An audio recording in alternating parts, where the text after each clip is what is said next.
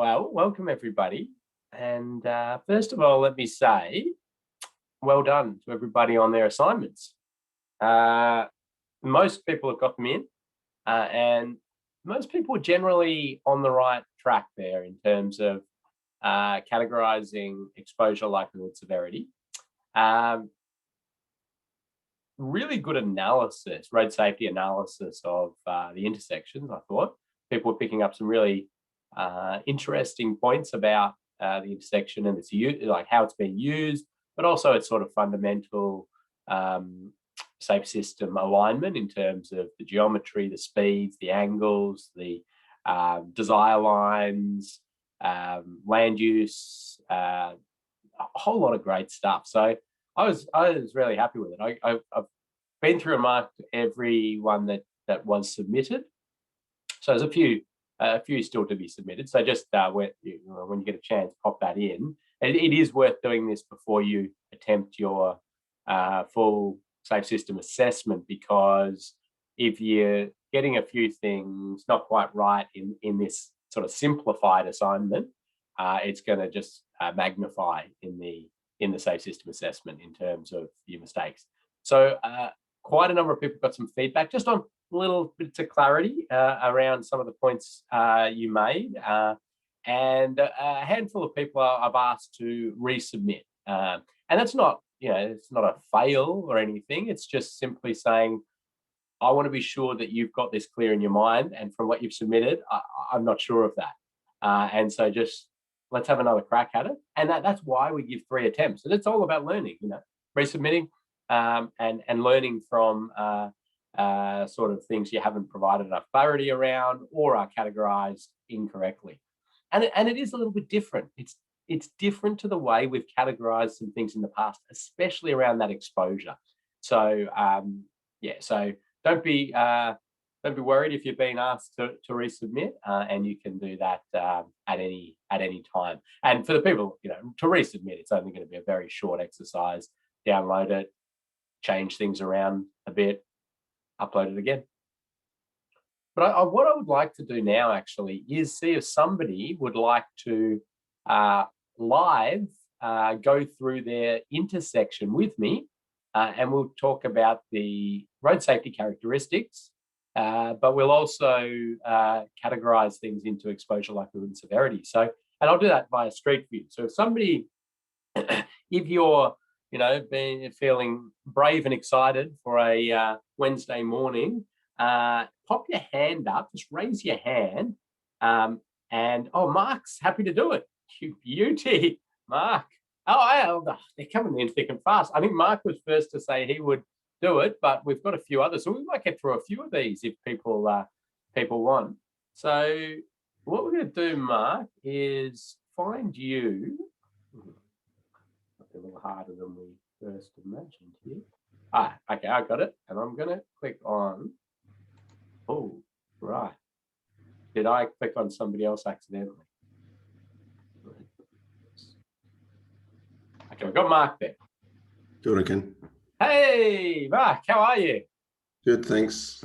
That's the way. Now, we won't be able to see you because camera functions are all not enabled for participants, but we can certainly hear you.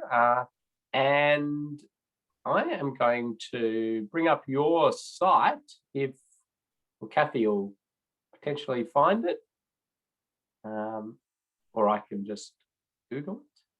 Kathy, how are you going there? Right. It's in the chat, Ken. It's in the chat, you beauty. Okay. Down in Ashburton is the one, isn't it? Yep. Yes, this one. Okay, let's dive ourselves down here. Okay, now I will share my screen.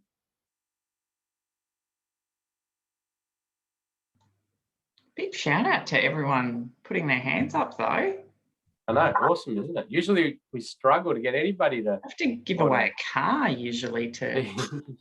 Yeah, if it held out a bit. Okay.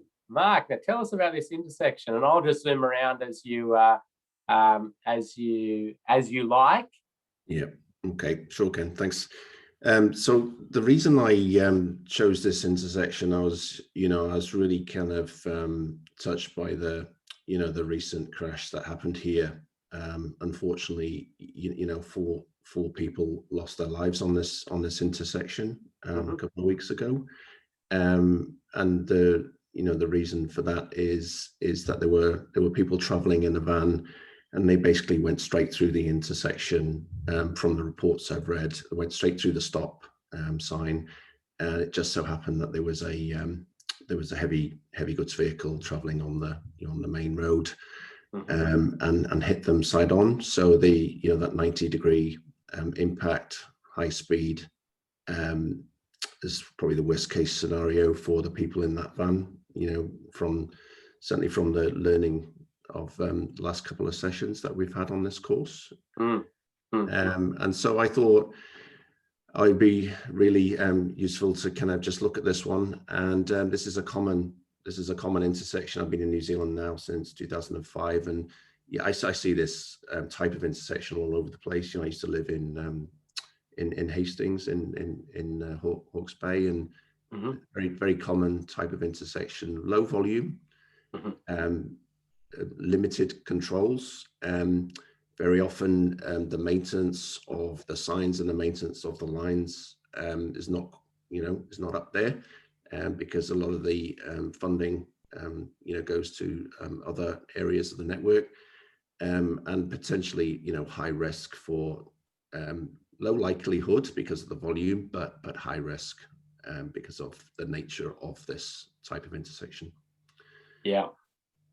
So let's talk through some of the elements of it, and we'll do a little bit of categorizing. I'm just trying to work out. These are actually double power poles, not just Street View playing a little trick on me. No. Yeah, they're double, aren't they? I think yeah, double. Yeah. Yep. Wow. Concrete, Okay. Concrete power poles as well. Yeah. Okay. So let's start with exposure. What were your sort of exposure factors that you were thinking about? You mentioned there the likelihood of crashes because of the low volumes. I suppose just as we do safe system assessments, I mean, you're spot on in terms of the likelihood, but that's in that sort of traditional risk is likelihood times exposure, likelihood times severity. But as we pull exposure out from likelihood in a safe system assessment, that volume really becomes the exposure factor, if that makes sense. And that's right. And in my comment, Ken, I kind of struggle a little bit with that one, because traditionally risk is that likelihood times consequence, and it's almost the exposure is another element that I'm trying to get my head around. And I kind of understand it when it's kind of on its own, but then when you think about it in the context of likelihood and consequence and likelihood and consequence, yeah, it feels like exposure's some kind of hovering somewhere between likelihood and consequence for me. So I just have to retrain my brain on that one. Yeah, and you're not alone there. I mean, this is it's slightly different way of thinking about things, and people who have certainly been doing risk assessments for a long time they sort of need to retrain their brain, and they can do it and do it really well, but it just takes a little bit of work. So the exposure factors are really those volumes, aren't they? And you're saying exposure's somewhat low. The exposure is low. I went back on the first session slides, and I was looking at the exposure examples that you gave in there, and one of them was a cycle path where a cycle path had been moved away from the main highway onto a separate cycleway. So I kind of get that, the exposure is dramatically reduced to almost removed, because the vulnerable road users are taken away from the heavier vehicles. But the exposure here is tricky, because you've got an at-grade intersection, 90 degree, one road is 90 degree to the other. And I suppose to remove exposure, you could close one of the roads, or you could grade separate it And of course, you never, the comments I made in my assignments, I think on my comment was, you're unlikely to, close one of these roads, and you're highly unlikely to grade separate it because it just wouldn't justify it from a funding perspective. Yeah, absolutely. Like, it was interesting that we said for the assignment, I sort of said nothing about actually like, practicality of anything just things people make, but quite a number of people actually sort of explain the real worldness of whether this would be a funding priority or limitations or constraints. And I suppose we're trained, and it's what we do, isn't it? That we actually looking for real world implementable solutions. And you're right. I mean, this is not a priority site for a grade separation whatsoever, but it would tick that exposure box if it were to be done. Yeah. So exposure is really just those the numbers, and that's the easiest way in a safe system assessment to do it. Just numbers of vehicles, number of cyclists, number of pedestrians that are exposed to those conflict points. In terms of the likelihood, what are some of the factors that are increasing the likelihood of crash hit? Now, when you get to likelihood, you've already done the number of vehicles, the exposure. So you move that completely aside, and what you do is you take this sort of relative likelihood for an individual, this intersection compared to all the other intersections in New Zealand, if that makes sense. So what are the characteristics that would make it worse than other intersections or better than other intersections in the chance that a crash happens? Yeah, in terms of the likelihood, is that straight through the sight lines, certainly from the side road. On the approach there, you've got you've got a single stop sign from memory, and you've got in this picture kind of faded road markings actually.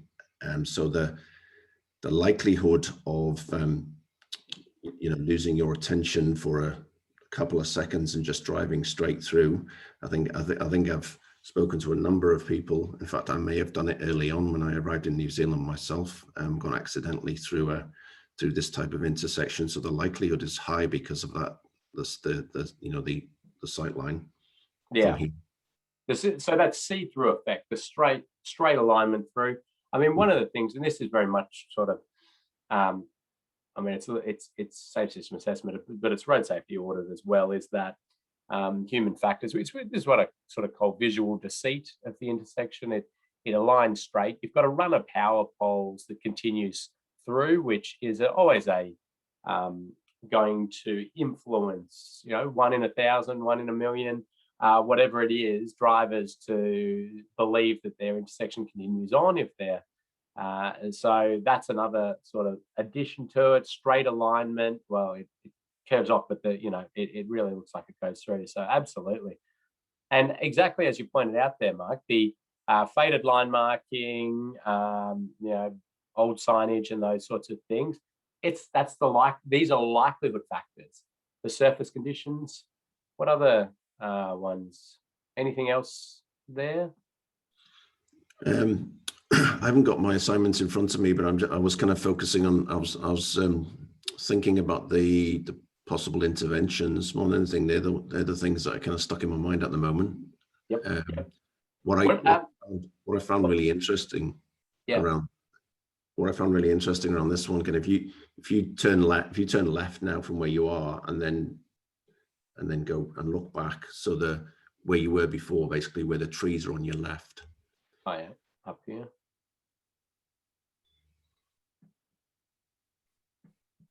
Like that. Looking towards the intersection. That's it. Yeah. So what's interesting, I don't know what direction the truck was coming from, but if you look at basically, if you're driving down Cochrane's Road here towards this intersection, you've got virtually no visibility of vehicles traveling coming from the left. Yeah. You've got these hedges or small. You've got hedges which are probably planted by the landowner on the corner there, and so you've got nothing until you actually get to the intersection. But if you go back up the road again where you came from there, Ken, if you look to the right, there's good visibility because there's no there's no trees or hedges. Mm. I'll be interested to know kind of from what direction the truck was coming from. I suspect it was coming from that direction, hidden behind those trees. Yeah. So that's another likelihood factor for me, is not being able to see other vehicles approaching the intersection that you're approaching. Absolutely. Sort of sight distance is another likelihood factor. So it's well picked up. I mean, other things in here, the lack of lighting is a likelihood factor. Interestingly, the presence of poles is a likelihood factor. The lack of frangibility of the poles is the severity factor. And the presence of the poles close to the intersection is the likelihood factor. Yeah, I mean, this is, I suppose, one of the absolute classic in terms of you've got this area which is going to have turbulence and challenges. So that, you know, even if the crash that isn't direct crash like the fatal that occurred there, I assume that was where it was, that it wasn't a secondary crash into the poles. But you can imagine if a car pulls out here and you have to avoid it, and you know, you've got poles all around there. So what about the severity, Mark? What were the key severity sort of things that stood out in your mind? The main one that stuck out in my mind, Ken, was from our first session, where you talked about the kinetic forces on the human body, and you know, what we can withstand, and that side-on impact, you know, 90-degree impact, 100k side-on potential. I'm assuming this is 100k. I can't see any speed limits, but I'm assuming it would be. That is a key factor. And then I guess what you've already mentioned there around the power poles, the secondary crash risk, 100k vehicle having to swerve to then hit one of those power poles. I mean, we've seen the videos that you've shown in the first two sessions.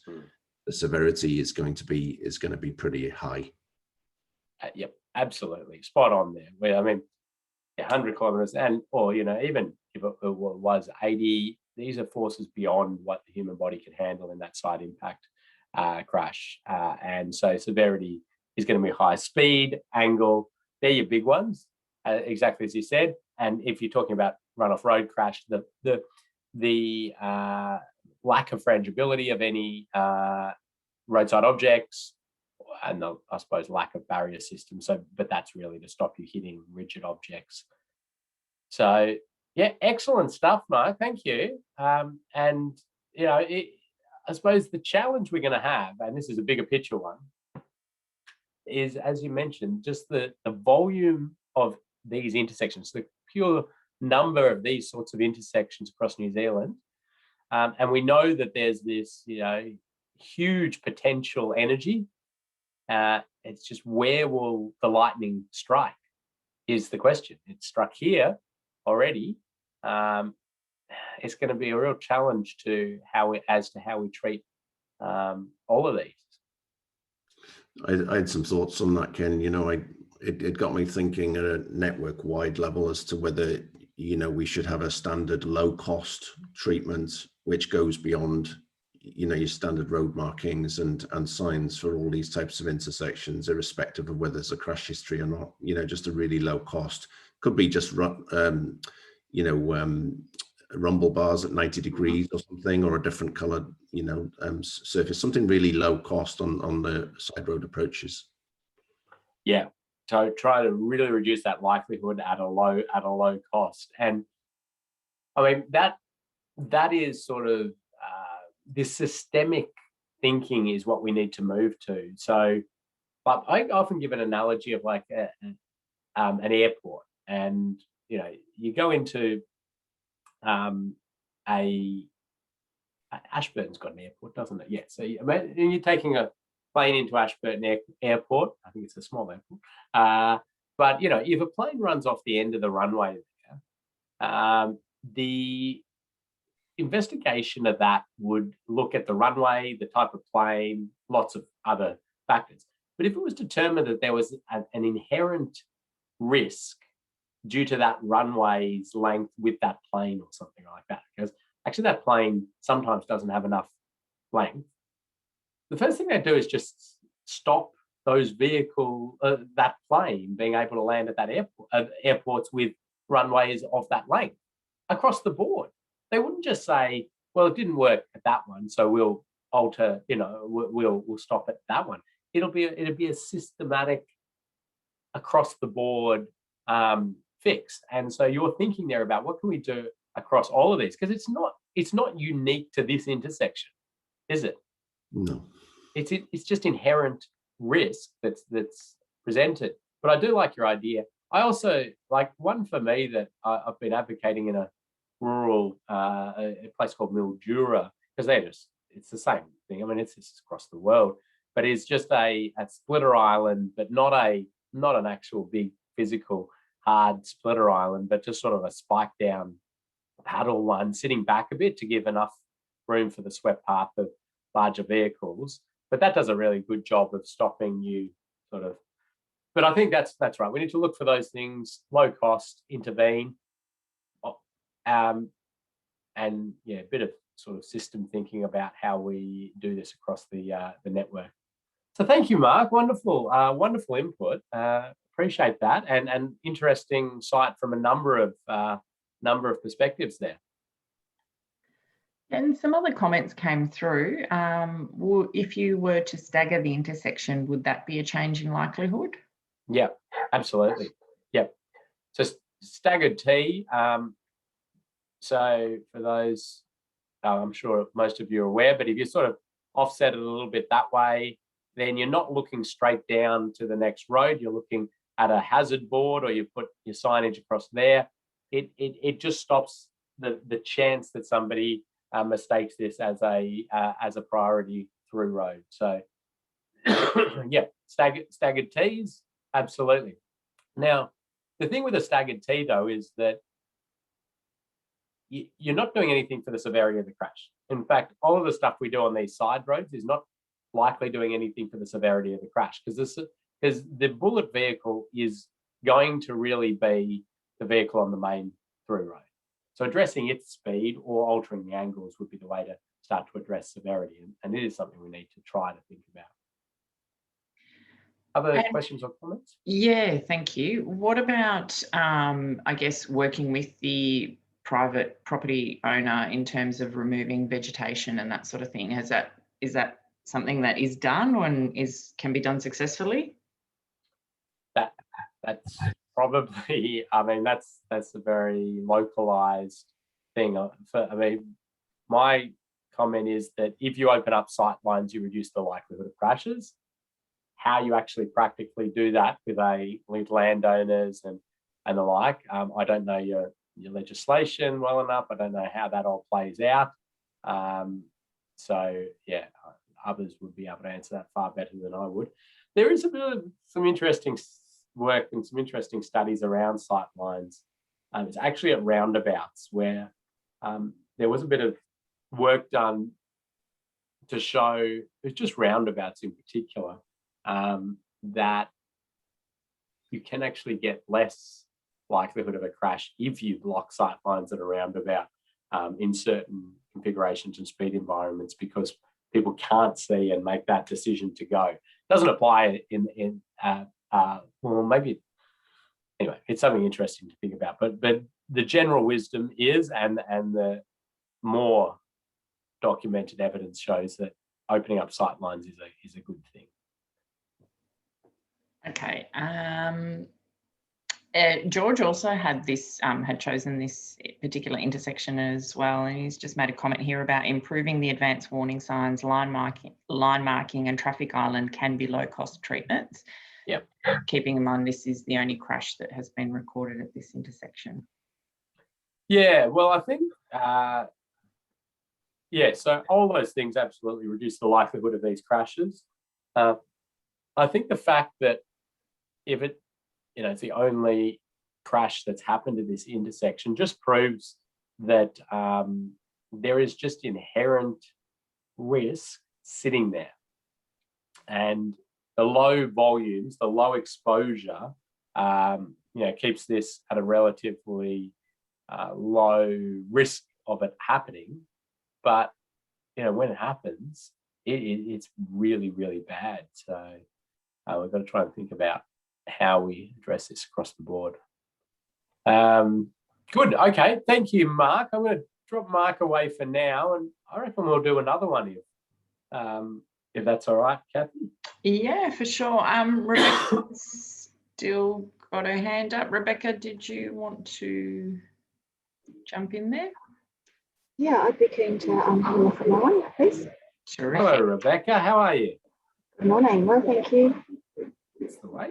Okay, Kathy, do you have Rebecca's site available? It's going to be with you in just a moment.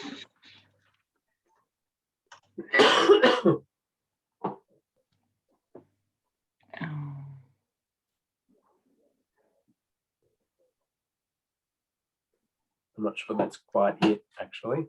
No, it's not. I know what I'll do. I'll just take all of that.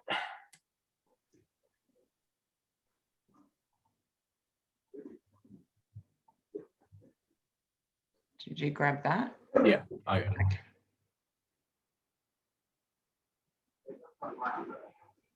This is the one. Mm-hmm. Now, let me just zoom up here. Okay, yeah, that's right. A seagull. So I think somebody had asked what a seagull is in the other session. So there you go. There's a seagull. Now let's have a chat. Give us a little bit of your take on this intersection, and then we'll do some categorizing. So this is the main arterial into the Nelson CBD. It takes about 28,000 cars a day. It's 5 lanes wide. The road with the intersection that I was concerned about is actually behind you, but it takes all of the landfill trucks, including V trains that turn, and there's a quarry up there as well, so a whole lot of quarry trucks. So if you can see that right turn bay in the middle of the road there, that is often stacked with quarry trucks, V trains, all number of heavy vehicles going up to the landfill. And at the same time, you've got 2 lanes going up the hill, 2 lanes coming down the hill, and a residential suburb where that white car is turning left. So the chances of turning right out of that road are difficult because of the amount of cars turning in and the amount of cars going past. So gap selection is really difficult. People take risks to try and get across the road and into town, small gaps or no gaps, and they still shoot through. And then they've got to take, and a lot of people forget to look for the big turning truck that's coming into the intersection from their left. So it's difficult intersection to navigate as a cyclist or as a vehicle. The bigger trucks just tend to turn because they are big and everyone else will stop for them. So they make their own gaps. But as a 90 percentile vehicle, it's near impossible. People take risks to get across. Yeah, okay. And there's a petrol station as well, with a slip lane entrance off the main road. So you're not quite sure if the cars are turning into the petrol station or turning into the intersection, if they indeed indicate at all. Wow. Okay, so there's a lot going on here, isn't there? So the exposure, if we just narrow it back down to the numbers, you said was there 28,000 vehicles on the main road? Yep. Yes. And any prediction on the volume of vehicles coming out? I don't know. It would be a few thousand. Yes, it's a big subdivision. Plus, you've got all the heavies for the landfill and the quarries. So plenty. Yep. So what we do there in a safe system assessment, when you come to do your full one, you sort of add those. You add those 2 together to get your exposure to intersection crashes of passenger vehicles, and then your number of cyclists, your number of pedestrians, your number of motorcyclists, their exposure to those road users in crashes. So pedestrians crossing here, was it fairly low? I don't know. Yeah, you have to go. The council has put a pedestrian crossing further down the road, so it's a bit of a walk down towards the CBD, which is behind you in that photo. But you're still crossing 4 lanes as a pedestrian to get across, or 3 lanes. Yeah.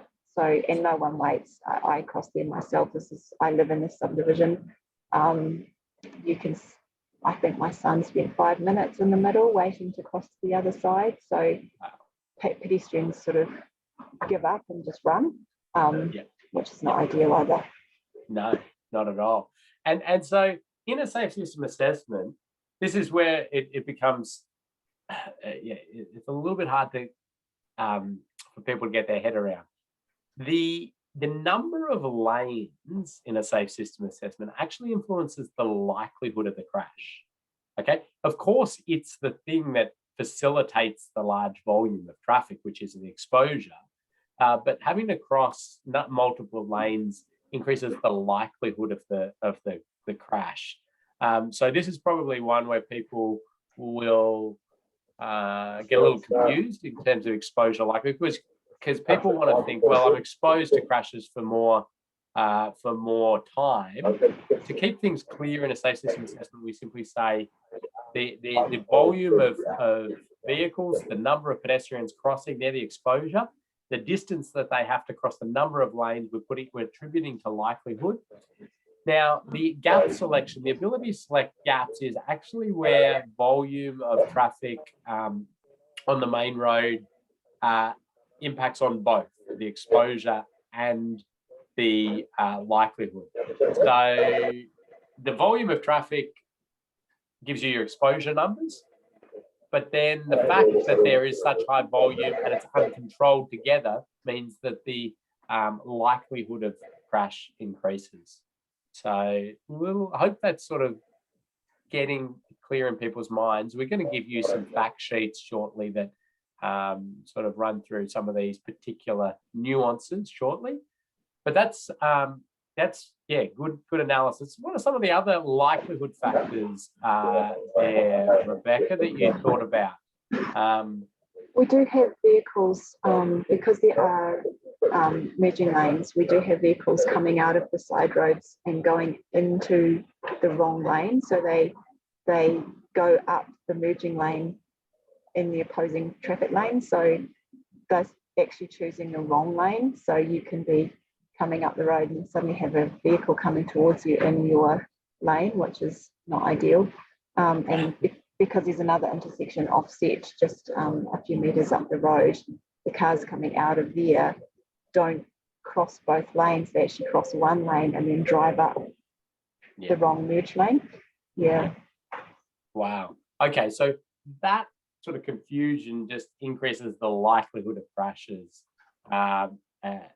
And again, sort of clarity on path and the delineation factors. There are likelihood factors, so spot on there. And there are a few things I think that probably reduce the likelihood of crashes a little bit. Lighting being one of the main ones, I think. What about severity? I mean, we could look through more likelihood factors, but I want to jump into severity. What are some of the factors influencing the severity of crashes here? That's where I come a little bit unstuck, because I think that the gap selection increases the severity because they're often turning into the path of an oncoming truck. So the angle is not great. The truck's turning in, the car's turning out. So it's not quite a T-bone, but they're both going to hit somewhere in the middle of that intersection. Yeah. So the angle part of that is sort of the critical element. The gap selection is really a likelihood factor. It's the physics of it is really the severity, where you're saying the angle. So if it's a right angle crash or the speed of any of the vehicles, they're the severity factors. The presence of heavy. Sorry, it's a posted 50. but people tend to increase their speed going up the hill. They see the wide lanes, they see the clear area in front of them, and the speeds are more like 65 to 70. So even people are expecting them to do 50, but they're actually probably closer to 65. Yeah, there you go. Right. Okay. So exactly. So the operating speeds are going to influence the severity of the crashes, the angles. The presence of heavy vehicles can influence it. So if you're more likely to be hit by a heavy vehicle, or that they're involved, the mass is greater, the severity of outcome will be greater. The severity for pedestrians and for cyclists and motorcycles really focused around the speed of the vehicles. So now, what were you thinking as a solution here? Well, NZTA do have it earmarked for signals 10 years out, but that doesn't help the problem now. I was thinking of potentially taking away the left turn lane into the intersection, which gives people more chance to cross the road. So yeah, cars a long way back can turn into that slip lane, and so the cars behind them just move up to take their space, and there's never an opportunity for a right turn.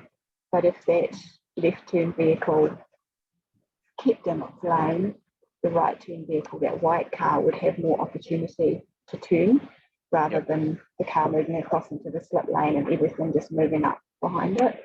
That was sort of one thought, but I didn't have any more. That'd be an interesting one to do when we're looking at it. You've got what we call a dynamic visual obstruction issue here, where you've got multiple lanes and masking one vehicle, masking another behind it, and lots of challenges around that. In terms of the long-term plan of signalisation here, that'll influence the likelihood of crashes. The close proximity of that other intersection may challenge that. But what I would like to see, if they do go down the signalisation track, are measures to keep the speeds down around that 50 or below, to ensure that we're doing something about the severity of the crash there.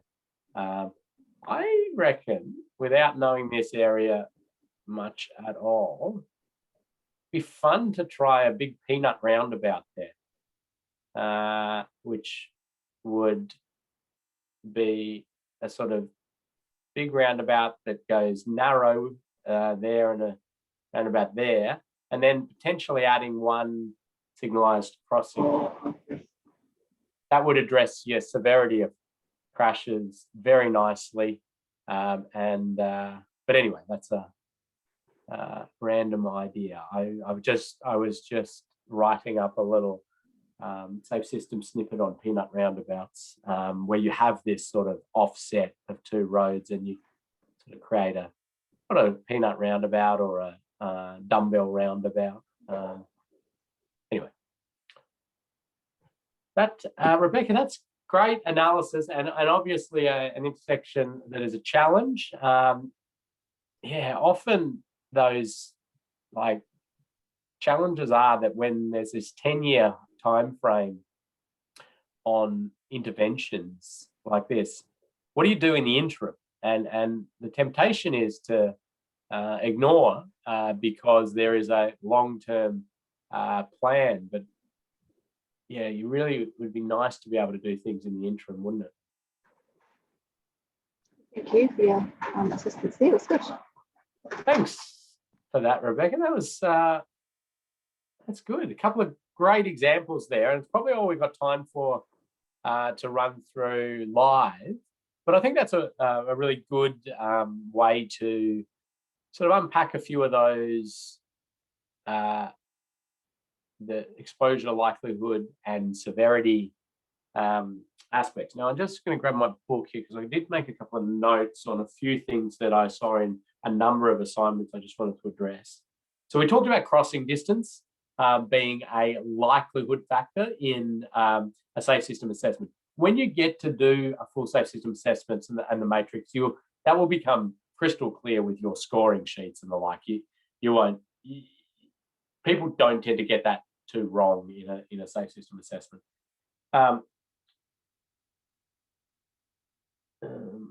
So another one, moving power poles away from a roadside or the like, that is a likelihood factor. Okay, people often want to put that as a severity factor.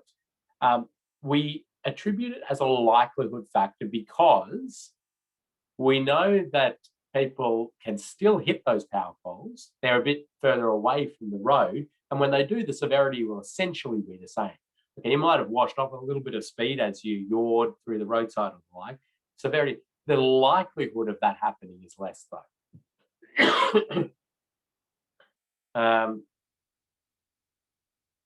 So cycling lanes is a particularly interesting one, and we do have a fact sheet on it specifically, because at what point a cycling lane changes from being a likelihood reducing factor to an exposure reducing factor depends on sort of how far away it is from the actual running lane and what sort of physical separation or the like there is in between.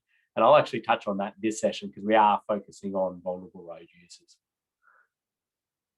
Okay, Kathy, anything else coming in there? Ken, there was a comment here about, I heard that likelihood could be considered to be the same as exposure times infrastructure. Would this help some participants understand the concept? Exposure times infrastructure. Yeah, yes, generally, like that very much is the case, except for I would add in there it's exposure times infrastructure and behaviour and human elements as well. But yeah, that might help clarify it. But really, as we talked about in the first module and the second module, we've just extracted the exposure out of traditional likelihood. The number of times a person is exposed to that crash and given it its own entity. We'll run through this a bit more. Could you just cover off again why power pole presence is not exposure? Yeah, no, it's a good question. So the presence of the power poles, so we had to extract out here because you've got the number of vehicles being your exposure. Thus, the power pole presence becomes the likelihood factor. You could argue that the presence of the power pole is the exposure to that that crash, but the reason it got its own entity as likelihood is because we think about it from a crash perspective, and the crash is a run-off road crash, right? So when a vehicle leaves the road, okay, they're not involved in a crash until they hit a pole, a culvert, or they roll over. So the presence of that power pole or not presence of that power pole doesn't mean that you're not exposed to a run-off road crash. You can certainly leave the road, there are no power poles, and be involved in a run-off road crash. If it's not there though, you're more likely to recover. Okay, so the vehicle numbers is really the exposure, and then sort of what's in the roadside and where it is, where things are in the roadside is the likelihood, and then their frangibility or non-frangibility is the severity factor. So if you put a barrier system in the roadside, you actually slightly increase the likelihood of crashes, but you massively reduce the severity of crashes, which takes over in a significant way in a safe system assessment. And the reason I say that you increase the likelihood of crashes is if you leave the road and you hit a barrier, you're involved in a crash. And so the likelihood of that crash is there.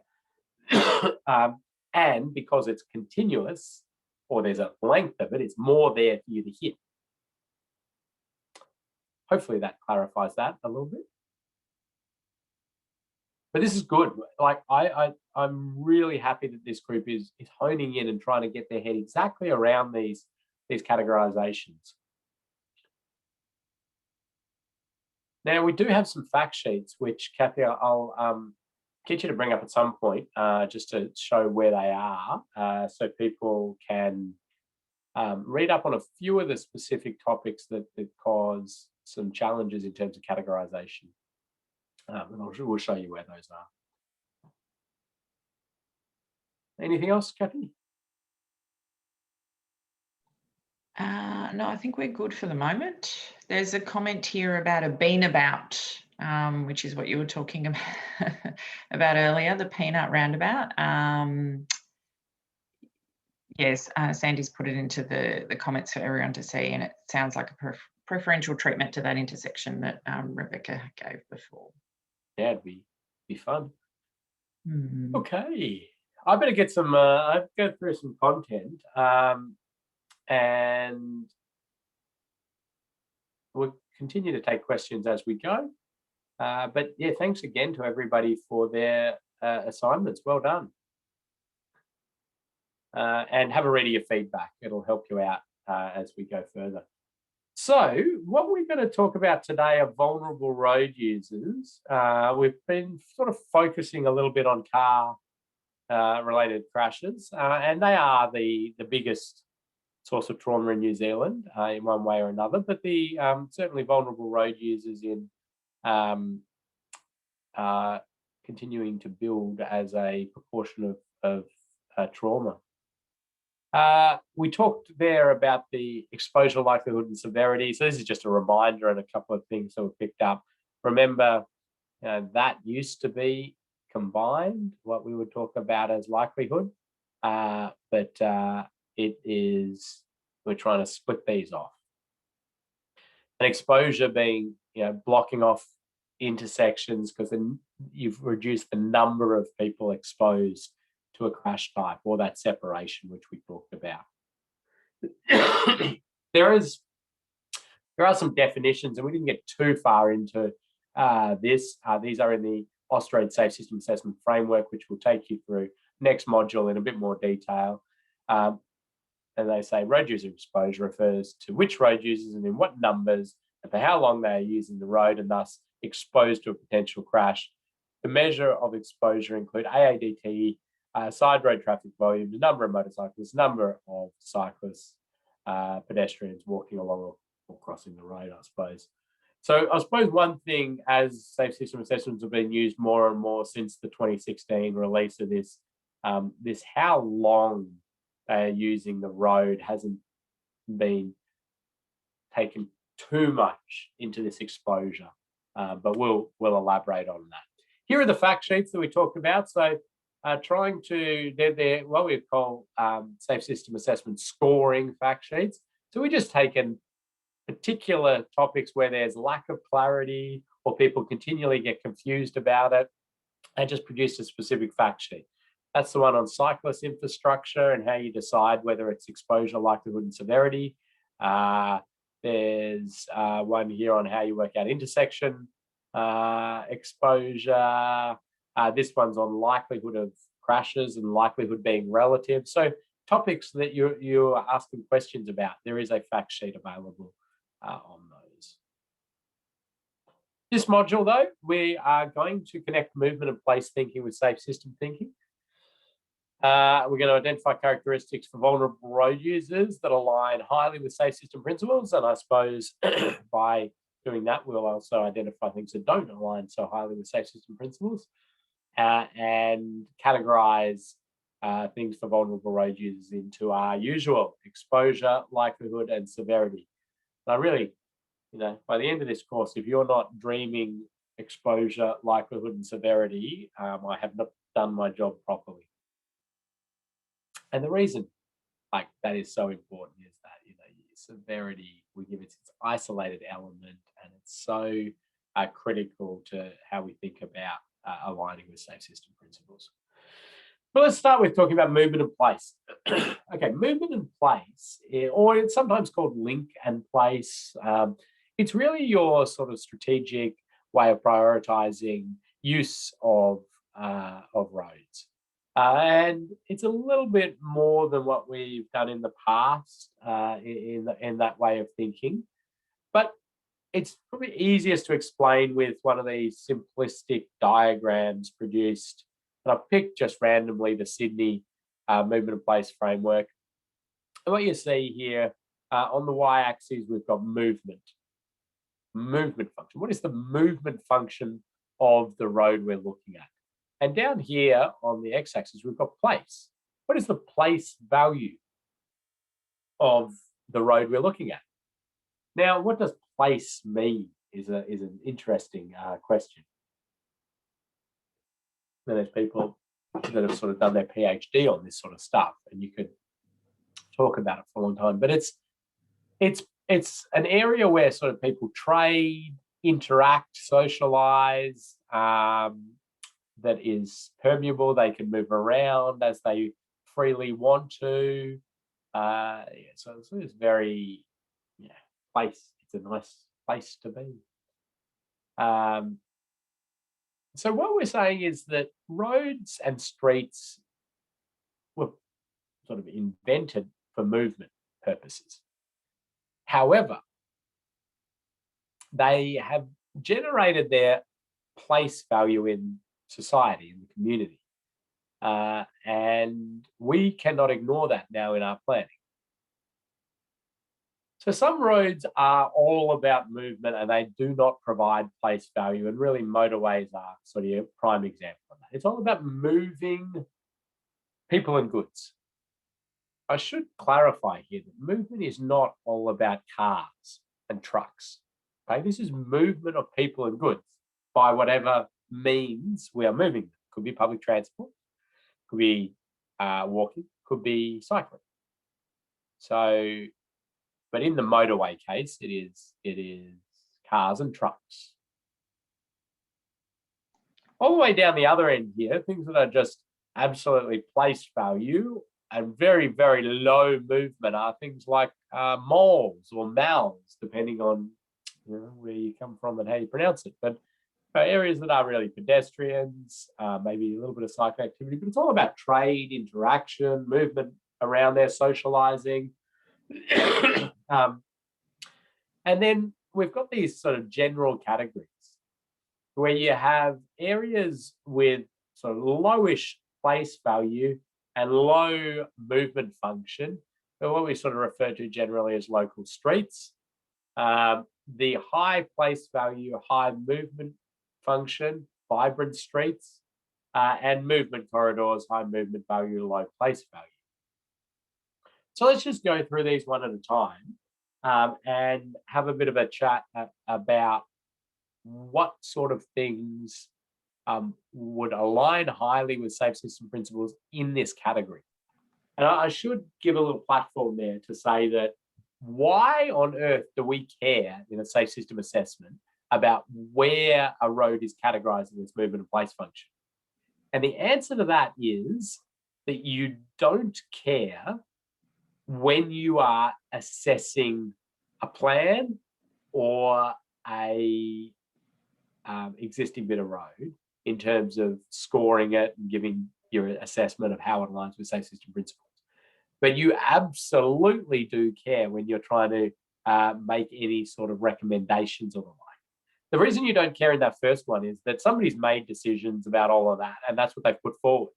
But if you're trying to help them get safe system outcomes, highly aligned safe system outcomes, you can do that in multiple ways, right? You can take an area like somewhere that's got high place value, it's got some movement corridor, and you could put concrete you could completely big concrete barriers down the side of the road, stop pedestrians crossing there, and you would really align higher with safe system principles by doing that, because they're pedestrians would not be exposed to those crashes. But what you would do is erode the place value in an extreme manner. But from a pure safe system perspective, you're going to get better alignment with safe system principles, but it doesn't go hand in hand with our movement in place. Anyway, this will play out as we do a few exercises. And just quickly, some commentary around movement in place is called One Network Framework in New Zealand, just in case people would. Thank you. That's good. That's good context. One network. Yep. That was it.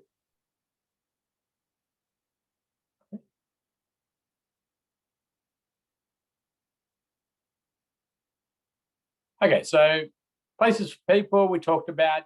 It's really, there's the emergence of sort of pop-up stuff now, which is great in trying to ensure that these places for people look and feel like places for people. So let's have a little go at this hypothetical scenario.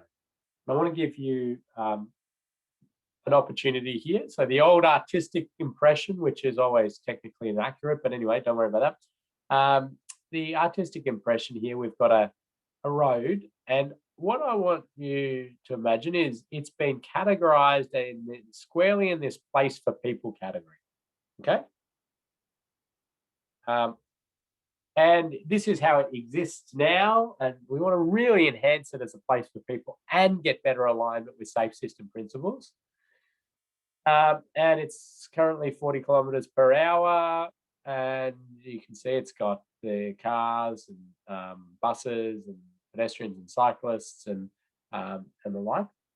I want you to just type into the chat a few ideas you might have to get better alignment with safe system principles, acknowledging that this aspires to be a very much a real super place for people, and then tell me if it influences exposure, likelihood, or severity, whatever you're planning to do here. So I'm going to give you 3 or 4 minutes on that. Type a few things in and have a stretch, fill up your water or your coffee as you like, but do put in that exposure, likelihood, and severity. And can a comments just come through? The movement in place framework is somewhat at odds with the Dutch approach to road safety under the sustainable safety paradigm. You familiar with that one? Yes. I'm not sure wow, I need to have a long conversation. Okay. Get my head around that. I never thought that it would conflict, but a lot in it. Wow. Yeah. Interesting. All right. We'll pause there. So yeah, 3 or 4 minutes to have a look at what you would do here. Make sure you pop in exposure, likelihood, or severity. Lots of people are doing it already, and then have a quick break. Thank you. Great. See you in 3 minutes.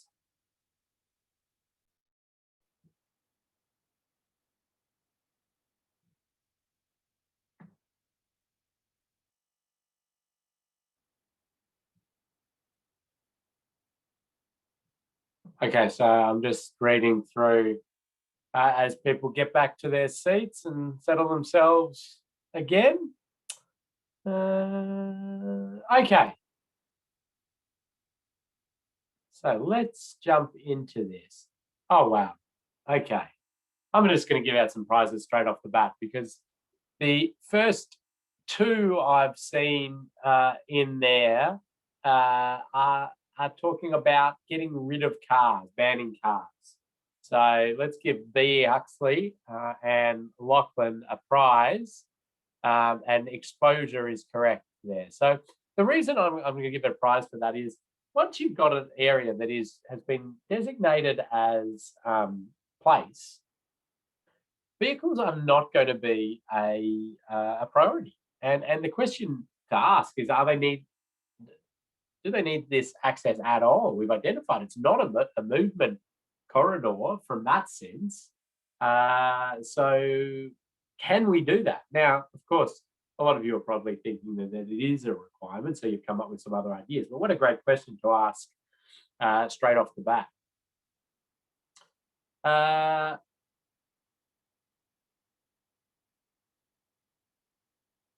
Okay, so then we've got a lot of people talking about getting the speeds down in one way or another, which would reduce the likelihood and severity of crashes, and that's absolutely right. So we've got people there with speed limit reductions and people wanting to put in traffic calming infrastructure, raised areas, and the like. Absolutely. So that speed reduction generally we can sort of give to both. Reduction in severity if crashes happen, but also reducing the likelihood of crashes because people have more time to react, more time to stop or avoid any crashes. So removing parked cars reduces the likelihood of crashes, which is true in terms of opening up sightlines and things. Always be a little bit cautious though of the widening of the road and maybe any higher speeds that might come with that. So if you're going to remove car parking, we'd want to build it out to ensure it doesn't just become a big, wide, sort of fast runway there.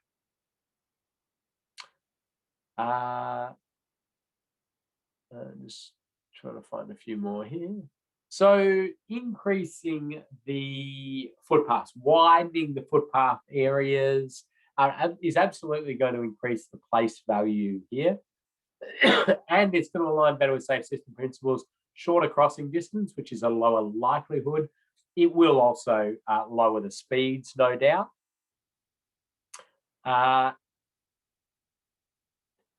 Just looking a bit further.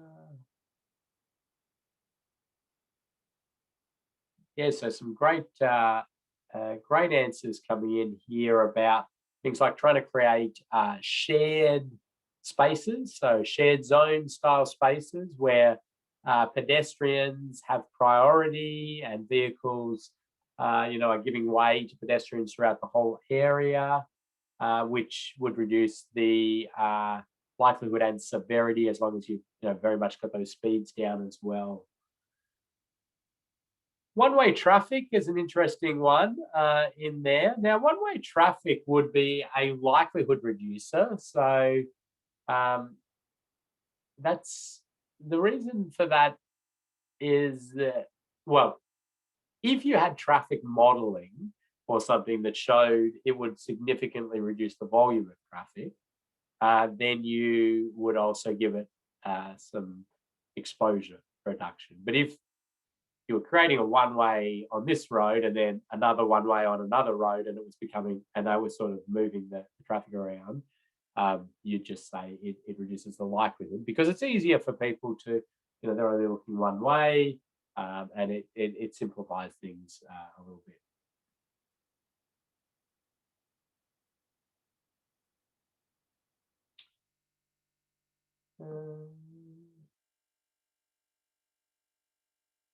So comment in there about removal of parking and its perception of loss of trade in terms of the shop owners. That's a real that's a huge challenge. Some pretty good studies showing that actually you can increase trade significantly by increasing the place value of it and removing parking and getting more people walking, cycling through an area because they're a huge amount more likely to stop and buy something if they're walking past or riding past rather than driving past. But it's a very sort of case-by-case specific one. And I don't think I'll get into that. It's a bit beyond outside of the safety aspect of it. The removal of parking, though, we know we get some good safety value as long as we ensure we keep speeds down. So that's great. A lot of really good answers there, really good thinking, good categorization as well. So I'm really impressed by that. So let's see sort of what the artistic impressions of this are. So you see there the Yeah, I mean, you can immediately see this is a nicer place, isn't it? In terms of community interaction, socialization, trade, if there were shops there, people dining, it just aligns nicely with the place. And the safe system alignment, we've got the speeds way down, we've got very short crossing points, if any, and it's going to provide that far less likelihood of crashes, and if they do occur, the severity will be very, very low. This one may influence exposure by a sheer reduction in the volume of traffic that can go through here. But again, I always caution people on making their own assumptions on those sorts of numbers in a safe system assessment. If you've got traffic modeling, then that's good. Use that. This one is obvious that you would have less traffic through there, but anyway. So I think that's a nice example. This is really sort of place heavy. As you increase the movement function, you might start to add in more movement ability, but don't get caught into that movement being just cars. So pedestrians, cyclists here, big movement, great. That's a lovely movement corridor for cyclists. And we're still moving the people through here, and public transport, but yes, I'll say some vehicles as well. But again, you can see this is going to align higher with safe system principles. Low speed, it's sort of getting it to the higher speed you would be going in any place categorization, place for people categorization, and yeah, I think that's a good little example. Local streets, but do keep your questions coming in. Local streets, this categorization where we have low place value, low movement function, it categorizes local streets. It's one of these interesting ones where you don't tell the people living on this street that their area has low place value, because of course to them it's a high place value. But remember, that place is trade, interaction.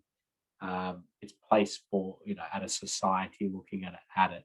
But when you've got that low place value and low movement value, the protection of vulnerable road users is really, the priority. We're not trying to get vehicles through here fast. Okay? This gives us then the ability to slow things down, to improve the safety of vulnerable road users that will be present in these areas. So a similar one, and we don't need to go through this one as a group, we'll do the next one as a group.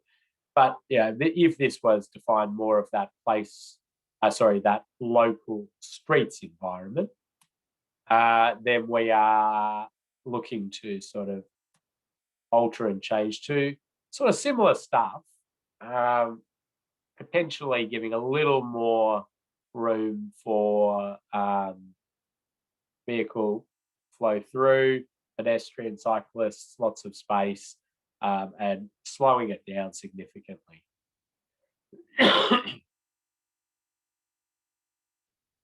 Let's jump to what I generally say is the hardest category, and it's vibrant streets.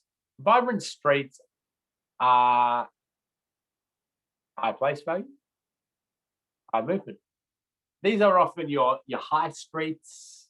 These are the arterial roads that have had the shops and the bars and the nightclubs and everything built up around them over time. So there's lots of activity, there's lots of trade, there's lots of socialization going on, but it's still the main and only corridor through an area from A to B, and so you're really challenged there. What I often try to do is push the strategic planners to make some calls on can we move it down into one of these categories. I don't like doing that often because it's very hard, because it's all these competing priorities. But if you can get any indication of that, it helps you in making alterations. But if they say no, this is going to stay vibrant street, it's going to continue with its place value, high place value, and it also still remains that high movement function, and it's going to be the same going forward. I want you to tell me how we might alter this one from its existing if we've acknowledged that it has that high place, it's going, it has a high place value and a high movement function. And how do we get better alignment with safe system principles, acknowledging it sits into that category? This one's currently operating at 70 kilometers per hour. Lots of traffic through here, you can see. It's got a grade separated pedestrian crossing, lots of pedestrian cyclists, big wide road. Then it's got shops and bars and things, which are a bit hard to see over here and here. So I want you to do the same exercise on this one. So your ideas, and then say whether it aligns or categorizes as exposure, likelihood, and severity, but acknowledging, this now high movement, but high place value as well. This is a bit trickier, but let's see how we go on that. I'll give you a couple of minutes to do that.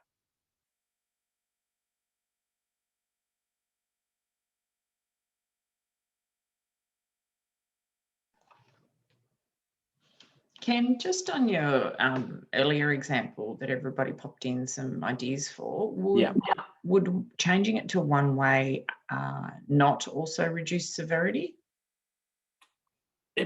Yeah, possibly, just because of the crash dynamics of it, where you're going to get likely more angle on the on any crashes that occur. That would be vehicle to vehicle specific. Yes. Pedestrians, cyclists, no change in severity there.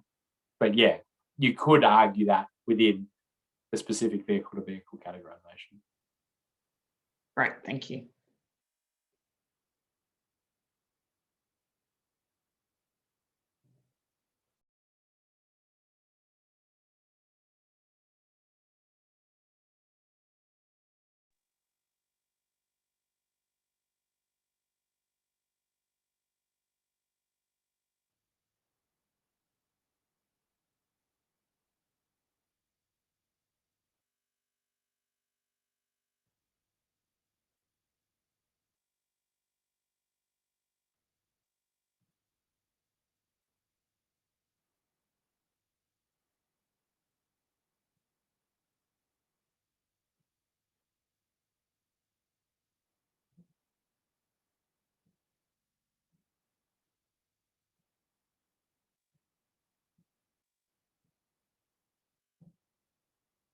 Wow, this is good stuff. This is a good group. Lots of ideas coming in. Generally well categorized. Really happy with this. I'm going to move through a few of these as we go now, and I'm just going to have to hurry up a little bit to make sure we have enough time to cover off a few other things. So again, we've got people looking to reduce the speed, and that's absolutely fair. When we have that place value, yes, movement is important, but remember movement of everything through there. And there is a little bit more idea now of separating road user types, and that's fair. We've got to be careful not to erode the place value of the area, because remember, it's high place value as well. But certainly starting to make a bit more of that separation can be a good thing. And that's having different cycle lanes, public transport lanes, and the like.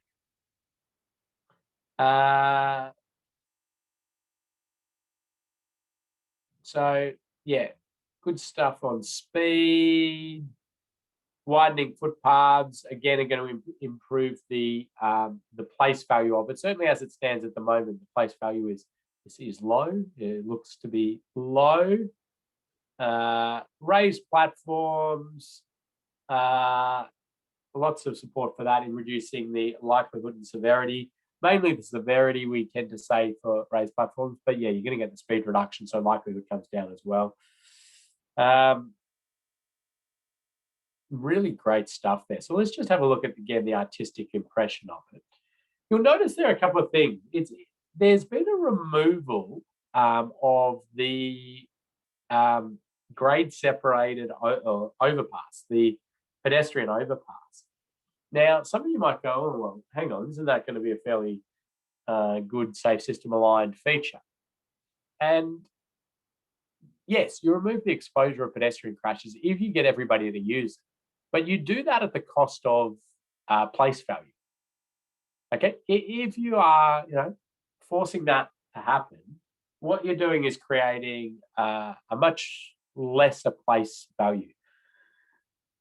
So the fact that this had high place value as well as high movement meant that these pedestrian overpasses probably aren't the best option. You can see the bigger areas for pedestrians, cyclists, cyclist dedicated areas, vehicles still having a way through there in multiple lanes, buses and the like. You still got speeds down in the central area of the 40 and the like. And again, people might be saying, well, how does that go for movement? We do this for long areas, and yeah, it might wash a little bit of travel time for passenger vehicles, but you're going to get wonderful movement advantages for other road users and public transport still moving along. Also in city areas, often traffic signals and the like are going to slow vehicles significantly down anyway. A lot of debate to be had around that. Lots of different use of raised areas along the way to keep those speeds down, raised platforms, and we've got generally a quite a nice place with a good movement function through this as well. And I kind of think if we don't use artistic impressions and we go to some spots in New Zealand directly, I think there's some more and more of this is being produced with better and better place value. Bit of a photo from Christchurch, I think, when I was last there. And you're seeing, these dedicated facilities and more place value arriving. And we see these sort of protected intersections and the like, which are sort of acknowledging we're trying to move cyclists through here as quickly and as freely as possible, as safely as possible, and they're providing that pretty decent place value as well. Pause there for any questions, Kathy, before I just knock off this last category and then we go from there. Was the last one, it's just asking, is that Melbourne for the protected intersection? Don't think it was it? That's not. I'll show you the protected intersection shortly, or maybe I will, or maybe I won't. That is actually in the US, and I put the photo right on left just so people would understand it. Oh, good point. And has Wally the Wombat been around today? No. We might have to alter that, Kathy, in the background, I think. Oh, did we make it the New Zealand Kiwi? Invisible one. And they've all missed Kevin the Kiwi. Kevin the Kiwi. Okay, I'll adjust that in the quiz. Yeah, sorry, I realised I think I've presented the print version without Wally. It's okay. That's a prize to you, Sandy, for picking that up, I think, is where we're going there.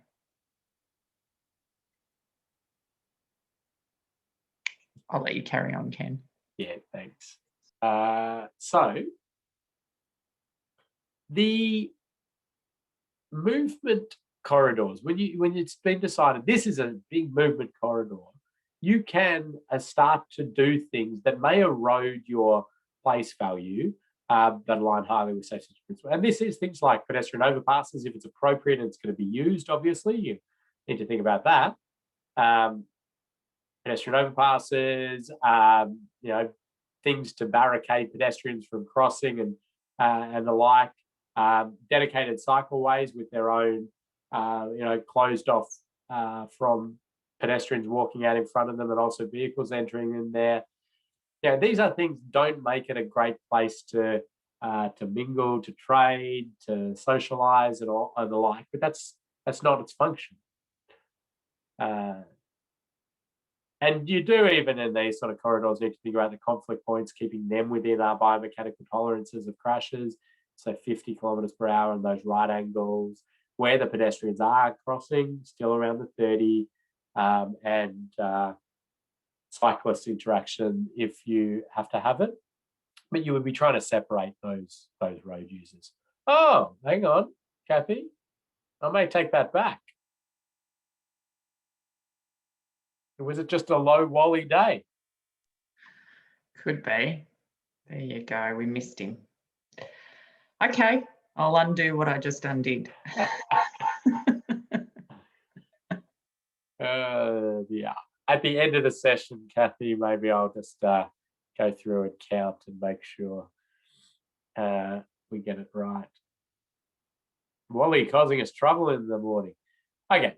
I mean, pedestrian cyclists, most vulnerable road users we've got, and obviously age and frailty and things like that are going to increase the severity of crashes. But 10% risk at around that 20 kilometre per hour impact and almost certain death around 50 kilometres per hour. So we're really looking to 30 or below, even 20 in points where there is the possibility of that crash.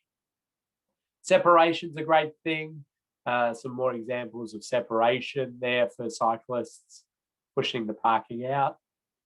And things like roundabouts have that wonderful value for vehicle-to-vehicle interactions.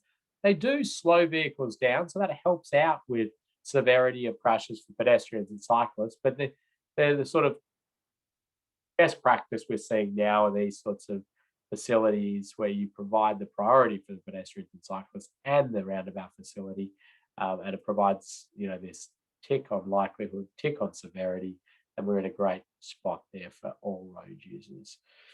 And there's that thinking that can be done even with bigger ones. I'm not going to spend time on these. These are just mock-up designs, but really sort of separating your cyclists and pedestrians through, so cyclists would have priority through these larger roundabouts and they can continue on.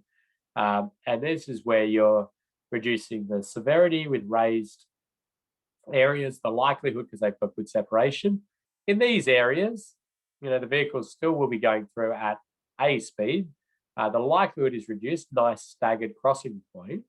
But the roundabout itself, if designed well, will reduce the speed, so potentially reduce the severity as well.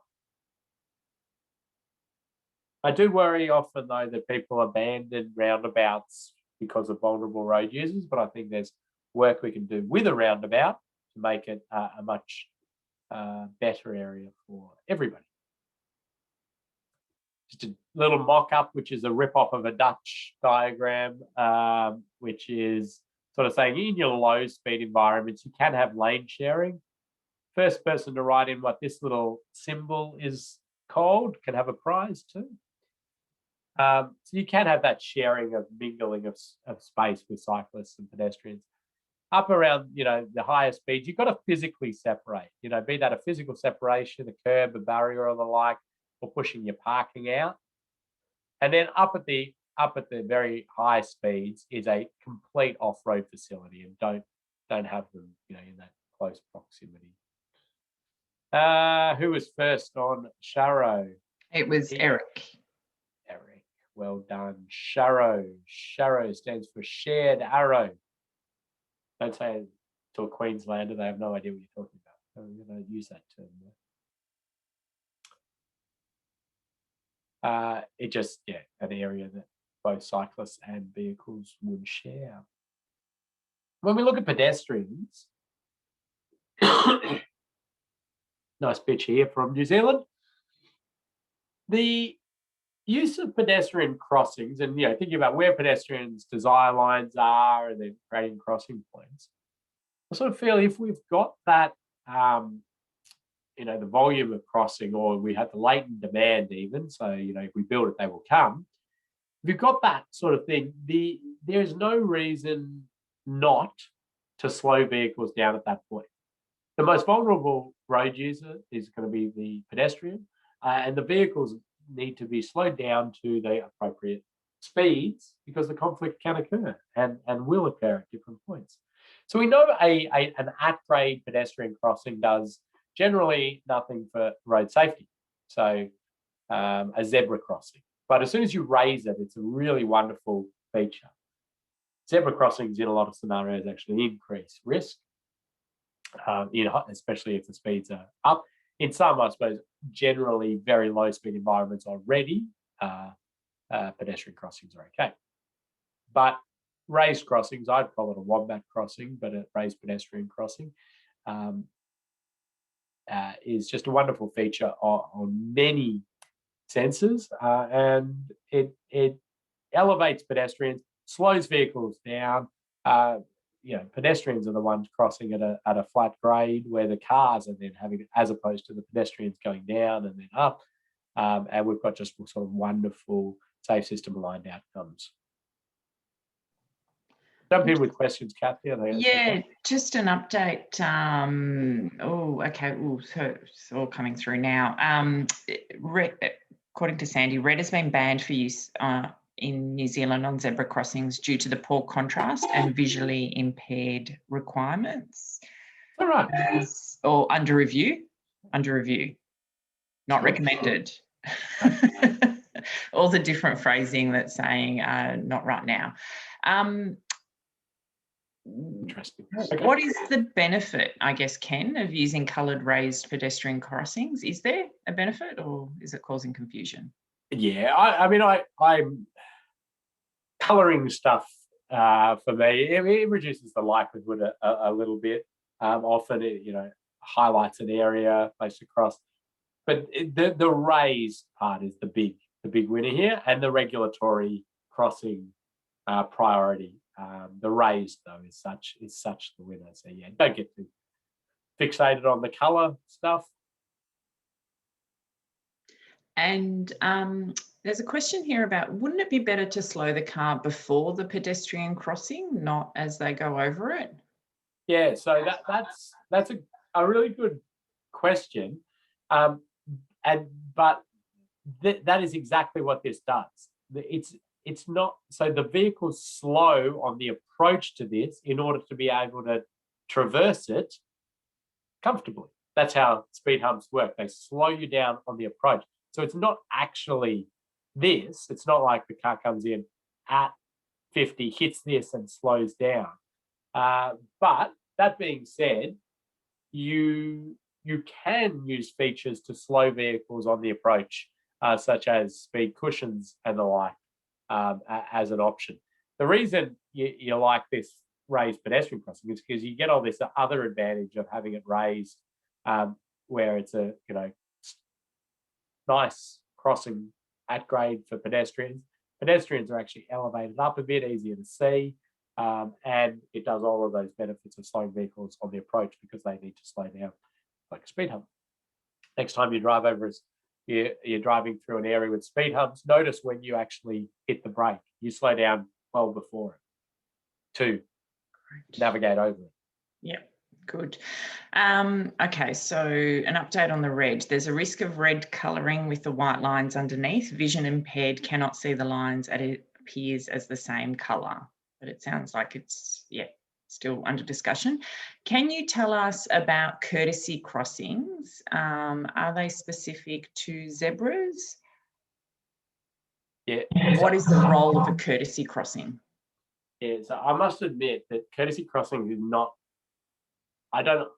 somebody else going to have to explain what a courtesy crossing really is to me. Is this just like a designated crossing point with a, so in Australia we don't use that term ever. We don't use courtesy in Australia.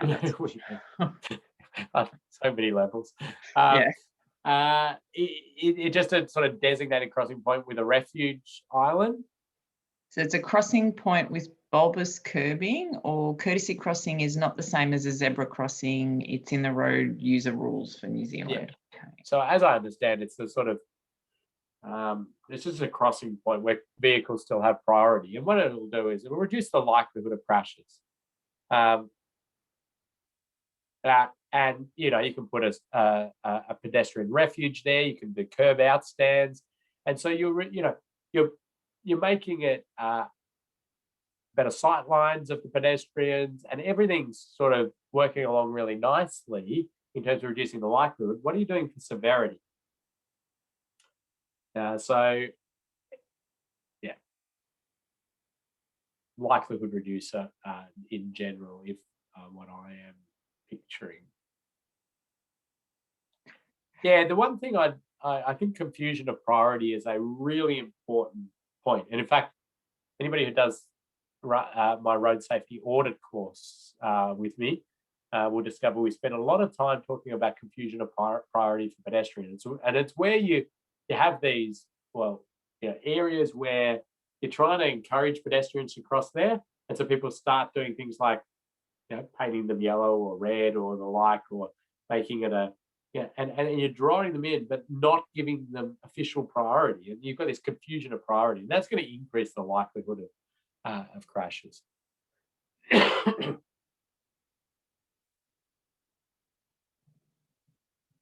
Before I give this example, I'm seeing lots of things flashing.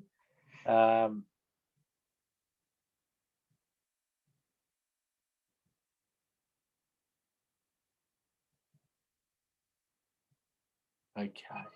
Oh, okay, right. I'll keep going, Kathy. You can work out if I need to answer anything. Can There's I? a lot going on there. There is a lot going on. Okay, thank you. The protection of vulnerable road users and getting high alignment with safe system principles is something we know, actually, and we've known for a long time. And I'll use this as an example. This is in Adelaide, quite a while back, actually. But it's an area of high pedestrian activity. And there's some work happening in the refuge island, or the island here, where they're doing electrical works. And there's a couple of workers that are in here working over the next couple of weeks, right? And they're doing lots of upgrades and things like that. What's happened? This was a 60 km/h road at the time. It was reduced in speed to 25 km/h, which is the work zone speed limit in South Australia. There's a bit of random trivia for you. 25 km/h, and the barriers are put out because the workers are in there, and that's not an acceptable risk. They do their work, they finish. Barriers are removed. Speed goes back up to 60.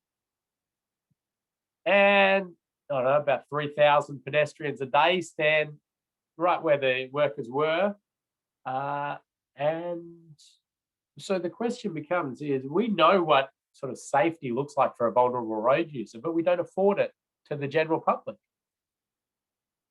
because they're not working. But the reality, and people might argue, well, the workers are concentrating on their work, they're not looking at traffic and the like. Well, I'll tell you now that a lot of the pedestrians are looking at their phone, they're intoxicated, they're school kids, horsing around, all sorts of stuff going on. So the idea that they're at less risk because they're, is a fallacy. So we've known what pedestrian high alignment with safe system pedestrians is, and it's just good practice, occupational health and safety. So when I have to give that elevator pitch on safe system, elevator pitch, your quick little statement, I'll say, do you know how you think about protection of workers on the road? And protection of anybody under occupational health and safety regulations. Yeah. Let's afford that level of safety to the entire community and the travelling public. And we get pretty high alignment with safe system principles.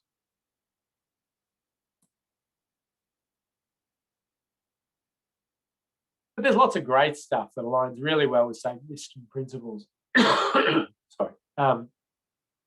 Raising intersections, so with slowing vehicles at these places where we've got high conflict point with pedestrians, where they're going to be crossing. Raising the areas again where they're going to be crossing side roads, and you can provide these nice crossing points where vehicles turn in. They've got area to prop, and raising them thresholds. It also works as a nice threshold entryway treatment into a likely more urbanized, lower movement corridor. And the speed zoning, speed limits in their own right. This is the year that there was a default change from 60 kilometres per hour urban area to 50 kilometres per hour. Look at the step change we got there in a number of casualty crashes per year for vulnerable road users or for pedestrians. I'm going to move pretty quickly through motorcyclists, unless there are any questions or comments there, Kathy. No, we're okay on this one. We had a couple of follow-up questions about motorcyclists from, I think, the first session, so I'll just bring those up to make sure you cover those off, Ken. Okay. So motorcyclists. Motorcycles hugely challenging to provide a safe system environment for motorcyclists due to their vulnerability and the speeds that they can travel at and the speeds of vehicles around them. But there's sort of these 5 things I think about with motorcycle safety, and that's sight, surface, signs, strike, and speed. So can the motorcyclists be seen, and can other road users see the motorcyclists? Are there appropriate surfaces provided? Are the signs good at warning, informing, controlling, and the like? When a motorcyclist crashes, what are they going to hit? Strike. Make an S out of that one. And speed. And when we look at those, we can say that if we can, the sight, the surface, and the signs are all about the likelihood of crashes. Trying to stop those crashes happening in the first place. The strike is all about the severity. The speed's our magic thing in road safety, likelihood and severity of crashes. Now, I'll pop these in, and this is pretty cutting-edge research that was done by a colleague of mine, Ewan Strandroth, and some others, and it's fairly recent. These are the injury curves for motorcyclists, and it's something we were lacking in the road safety space before. We sort of just said, motorcyclists will sort of say they're like pedestrians or cyclists because we don't have better data and information about that. But here is some curves for injury. Maze 3 plus fatality. So Maze 3 is a level of severity of injury, and it's a high level serious injury. Acquired brain injury, lifelong debilitating stuff, plus fatality. So you can see there for different crash types, head-on, roadside barriers of any type, and trees, posts, and the like. So I'll leave those in there for you to have a look at. They're in your notes. We won't go through these in too much detail. So the sight, obviously small, motorcyclists smaller than other vehicles, a little bit harder to see, hidden behind different things. So just more likelihood of crashes. And when you're doing a safe system assessment, you're sort of thinking about that likelihood of motorcycle crashes is its own crash category that you're going to have to think about. And so most of the challenges for vehicles are just more of a challenge in terms of motorcyclists. The likelihood is higher. There's the inherent instability of a motorcyclist as well. Smaller, harder to see. The surface is the really important factor for motorcyclists. We call motorcyclists the canary in the coal mine when it comes to surface issues. They're the first to be killed or seriously injured. The indicator species on the roads for that. And because motorcyclists lean, obviously, when they take a curve, and the center of gravity is out there, so surface issues, and they'll be obviously sliding out or be very impacted by that. That's another likelihood factor. Of course, steel plates, any debris on the road or the like, just increasing the likelihood of crashes. So when you're assessing safe system assessments, that sort of surface stuff will be attributed to likelihood, and it'll be a little bit more influential for motorcyclists. Signs.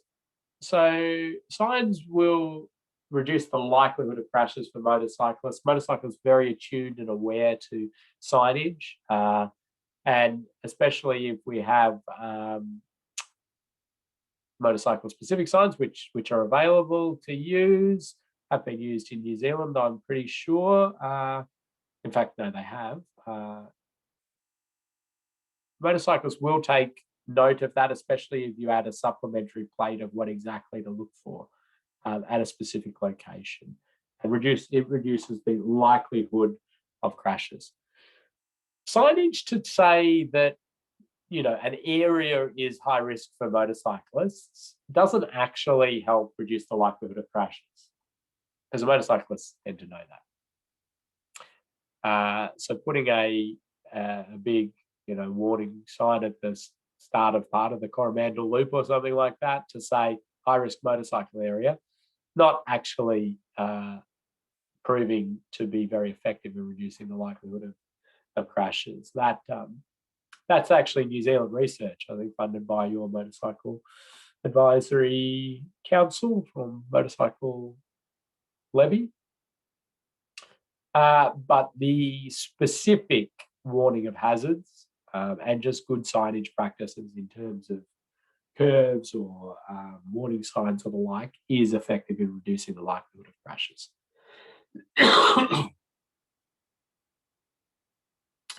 And strike. So motorcyclists hitting things, the vulnerability is there. So here's the motorcyclist in the barrier European crash test, 60 km/h at a 25-degree angle. And you can see there into the post, it really is a very severe crash, putting some underrun protection, just, you know, absorbs some of the energy, redirects the energy, slows the motorcyclist down, and we're reducing the severity of the crash. So it can be done.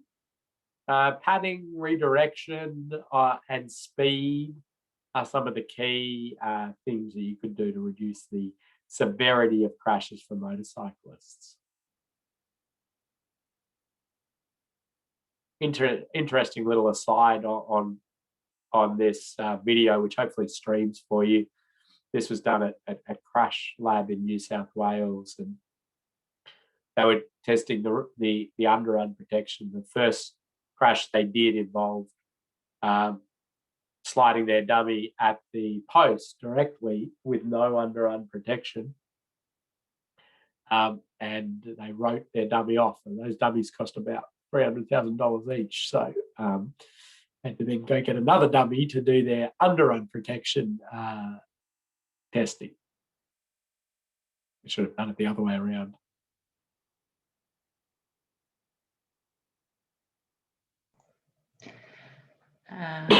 Yes. Ken, sorry, just thinking, I can't quite remember if we covered this one off, but what is the evidence of risk to motorcyclists with wire rope barrier systems versus other?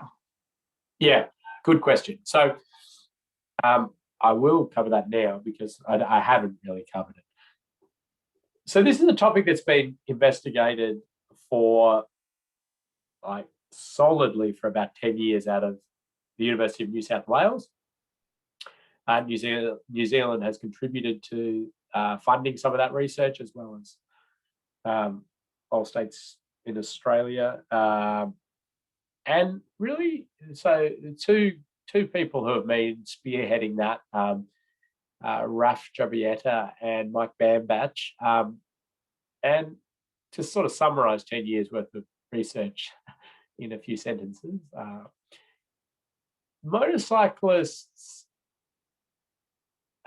striking wire rope systems is extremely rare. And that's because we don't tend to use wire rope barrier systems in areas that are high risk for motorcyclists, not because of that particular choice, but because you can't. The highest risk areas for motorcyclists are the outside of curves, and especially sort of tight curves. And as many of you will know, I mean, if you're looking down on a road here and you have a system, a barrier system like a wire rope system, your posts, you tension that up. I mean, your posts just start to bend and it eventually just pops into the middle of the road. You can't put a wire rope system on a curve radius under 200. 200 is absolute minimum curve radius. So on our popular windy motorcycle routes, we don't tend to use wire rope safety barrier systems. So that's first one. Second one is that a motorcycle is leaving the road and hitting any fixed hazard, be it a tree, a rock, a culvert, anything like that, is highly susceptible to death or serious injury. Striking a barrier system like a steel W-beam system, flexible W-beam, or normal a G4 type B style, if they hit the posts, they are in trouble, be it a wire rope or another barrier system. About half the motorcyclists are sliding as they hit the barrier. The other half hit the barrier and go over the top of it. Now, the one that going over the top of it does not matter if it's wire rope or W-beam or concrete, right? The motorcyclists will hit it, leave the bike, and go over the top. The wires are not they're not a slicing mechanism like some people will say, like a cheese slicer. It will get turned. That just doesn't happen. The high profile crashes involving motorcycles and wire rope barrier systems where they've had limbs ripped off or decapitation have been the posts, right? So the motorcycles hit the post at high speed, and that's what's caused the damage. Where there is a little bit of, I suppose, truth to this wire rope, motorcyclists getting angry at it, is that we don't have great protection devices for wire rope systems. For W-beam systems, guardrail systems, we have the under-run protection. For wire rope systems, we don't have that. There are some cushionings you can put around the post, but you can't sort of redirect the energy. So, but the reality is when you're doing barrier design, if you've got that concern that this is a motorcycle area that's dangerous, you just would not select a wire rope system. You'd select a flexible W-beam with underarm protection with rub rail. So I hope that sort of clarifies it a little bit. I mean, when I talk to motorcycle groups, and I do a fair bit, I just say you're barking up the wrong tree if you're banging on about wire rope safety barrier. It's such a minor road safety issue for motorcyclists, so tiny compared to some of the other things out there, that it's a waste of energy, but people get sort of fixated on it. Hopefully that clarifies that. How are we going on time? A bit of kick. Yes, thank you, Ken. Speed and reducing the speed limit, or providing good advisory speed, or getting those operating speeds down for motorcyclists to improve the likelihood and severity of crashes, and advisory speeds, great. Regulatory speed limits, great. They work really well. Yes, people might say motorcyclists will exceed that, and they can exceed that. Yes, some do. And so we need to sort of back up with other elements of the system, enforcement and the like. But yeah, very challenging road user group to fit within the sort of bounds of our safe system. But there's still a lot we can do. It's a very short snapshot into motorcycle safety. I I've done a few rounds of making roads motorcycle friendly 1-day sessions on motorcycle safety in New Zealand. That was very enjoyable. With yeah, hoping to do that again because we've updated all of the content around that. And anyway, any comments there? Yeah, yes, you'd be surprised to know there are comments. There was a question from earlier, but also some comments about robust maintenance and operation practices are critical in areas on the network that expose motorcyclists to risk. Yeah, absolutely. I mean, like usually maintenance and road safety, I don't rate as a big issue. Like we know people get angry at road surface and road conditions and those sorts of things, but the correlation of that to safety is not very clear for passenger vehicles and trucks. I mean, people get really angry about it and really convinced that is the big thing in road safety. And, you know, I mean, there's sometimes in some instances where it absolutely is an issue, but I don't think it's anywhere near what people play it out to be. But for motorcyclists, it probably is. So it's something certainly worth consideration. And it's all about the likelihood of crashes. So that's a good point. Thank you for that. That's okay. And I'm not sure if you can give a 25-second answer on this one, but why are motorcyclists permitted on the open road?